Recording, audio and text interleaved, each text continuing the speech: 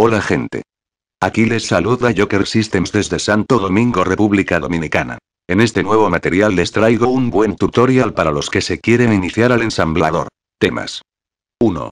Introducción al lenguaje ensamblador. 2. El procesador. 3. La memoria principal. 4. Servicios de interrupción. 5. Estructura de un programa en lenguaje ensamblador. 6. Instrucciones básicas. 7. Procedimientos. 8. Macros. 9. Bibliografía. 1.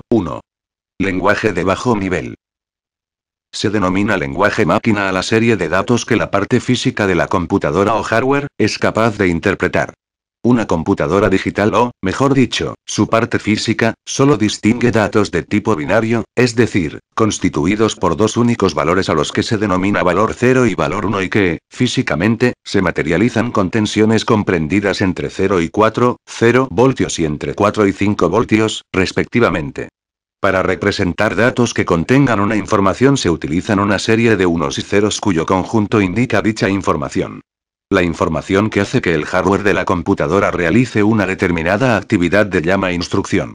Por consiguiente, una instrucción es un conjunto de unos y ceros.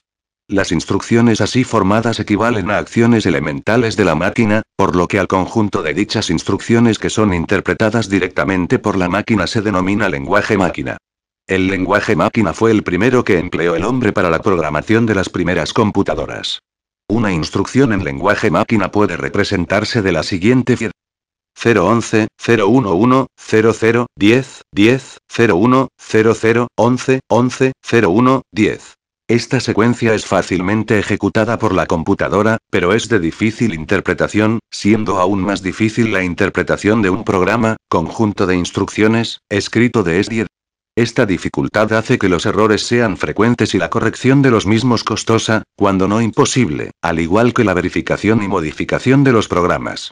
La anterior secuencia de dígitos binarios, bits, puede indicar a la computadora que traslade el contenido de la posición de memoria X a la posición de memoria Y. Si lo vemos escrito de esta forma, lo entenderemos fácilmente, ya que está en nuestro lenguaje natural, pero la máquina elemental será incapaz de entender nada.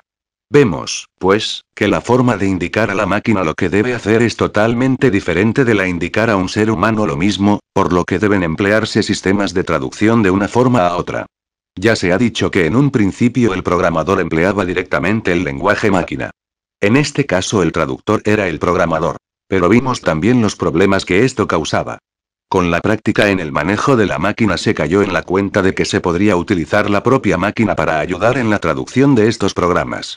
Es decir, que si a una máquina elemental se le dotaba de un programa, también elemental, que tradujera un número determinado de caracteres alfabéticos en una secuencia de unos y ceros, se podría escribir un programa constituido por una secuencia de grupos de caracteres alfabéticos, en la que cada uno de los grupos indicaría una acción a realizar por el ordenador y, una vez escrito el programa, sería la propia máquina la que pasaría los grupos de caracteres a bits. Las ventajas de esto son evidentes, ya que para el hombre resulta más fácil manipular grupos de caracteres y la traducción se haría de manera automática. Por ejemplo, se podría escribir: trasladar 11, 01, 01, 10, 00, 01, 11, 01. Esto indicaría que el contenido de la posición 11, 01, 01, 10 había que pasarlo a la posición 00, 01, 11, 01 si se sabe que al grupo alfabético trasladar le corresponde la secuencia de bits 11, 11, 01, 01. La máquina traduciría la anterior instrucción como 11, 11, 01, 01, 11, 01, 01, 10, 00, 01, 11, 01. Al grupo alfabético se le denomina mnemotécnico, y existirá un mnemotécnico por cada instrucción. Se le da este nombre porque sirve para recordar con mayor facilidad el conjunto de instrucciones de una determinada máquina. De esta forma aparecieron los lenguajes ensambladores, assembler, en inglés. Poco a poco, con el avance de la programación, software, estas primeras y sencillas ayudas se fueron haciendo más complejas, permitiendo que, además de los mnemotécnicos correspondientes a la operación a realizar, se pudieran emplear otros para indicar, por ejemplo, los operandos. La anterior instrucción se podría escribir de la siguiente forma: trasladar pos a pos B. Que nos resulta de más fácil comprensión. También se introdujo la posibilidad de indicar a la computadora la dirección de un salto en la secuencia de ejecución de un programa mediante la utilización de etiquetas. A los programas que permiten pasar del programa escrito de esta manera, programa fuente, en ensamblador, al lenguaje máquina también se les denomina normalmente ensambladores. Estos traductores, como ya se ha dicho, se fueron complicando cada vez más para que la labor del programador fuera más fácil, incluyendo los denominados directivos del ensamblador, que son órdenes o informaciones que el programador da al traductor, no instrucciones de lenguaje máquina. Aun con todas estas sofisticaciones y ayudas, el programador del lenguaje ensamblador debe conocer perfectamente el sistema físico, hardware, de la máquina con que trabaja, pues aunque emplee mnemotécnicos, etiquetas, etc., estas sirven para indicar una posición de memoria determinada, un registro o cualquier otra parte de la máquina. Por eso se dice que el lenguaje ensamblador es un lenguaje de bajo nivel, es decir, ligado con el ART concreto de una determinada máquina. Aquí radica la diferencia importante con los lenguajes más complejos, llamados de alto nivel, como el BASIC, Pascal, COBOL, etc., ya que en estos el programador no tiene por qué reconocer el ART de la máquina. Trabaja con variables, constantes e instrucciones simbólicas, y es el traductor quien las transforma en las direcciones apropiadas. 1.2. Ventajas de los lenguajes ensambladores. El corazón de la computadora es el microprocesador, este maneja las necesidades aritméticas, de lógica y de control de la computadora. El microprocesador tiene su origen en la década de los 60, cuando se diseñó el circuito integrado, y por sus siglas en inglés, al combinar varios componentes electrónicos en un solo componente sobre un chip de silicio. Los fabricantes colocaron este diminuto chip en un dispositivo parecido a un 100 pies y lo conectaron a un sistema en funcionamiento.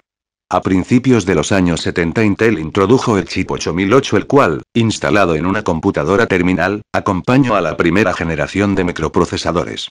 En 1974 el 8008 evolucionó en el 8080, un popular microprocesador de la segunda generación para propósitos generales. En 1978 Intel produjo la tercera generación de procesadores 8086, para proporcionar alguna compatibilidad con el 8080 y que representan un avance significativo de diseño. Después, Intel desarrolló una variación del 8086 para ofrecer un diseño sencillo y compatibilidad con los dispositivos de entrada/salida de ese momento.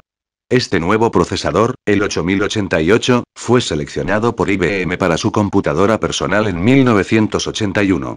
Una versión mejorada del 8088 es el 80188, y versiones mejoradas del 8086 son los 80186, 80286, 80386, 80486 y el Pentium, cada uno de ellos permite operaciones adicionales y más procesamiento. La variedad de microcomputadoras también ocasiona un renovado interés en el lenguaje ensamblado, cuyo uso conlleva a diferentes ventajas.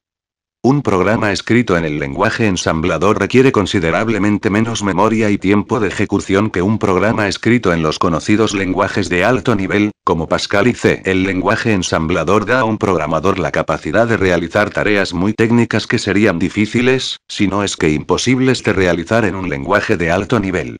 El conocimiento del lenguaje ensamblador permite una comprensión de la arquitectura de la máquina que ningún lenguaje de alto nivel puede ofrecer.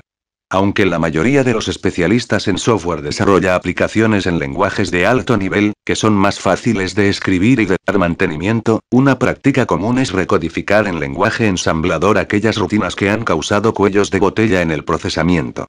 Los programas residentes y rutinas de servicio de interrupción casi siempre son desarrollados en el lenguaje ensamblador. Los lenguajes de alto nivel fueron diseñados para eliminar las particularidades de una computadora específica, mientras que un lenguaje ensamblador está diseñado para una computadora específica, o, de manera más correcta, para una familia específica de microprocesadores.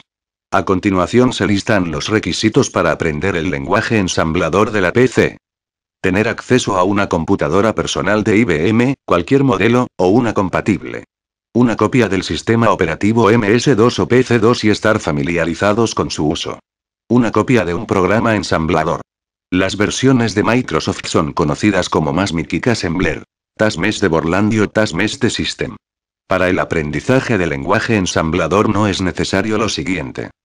Conocimiento previo de un lenguaje de programación, aunque tenerlo puede ayudarle a comprender algunos conceptos de programación más rápido. Conocimiento previo de electrónica o circuitería.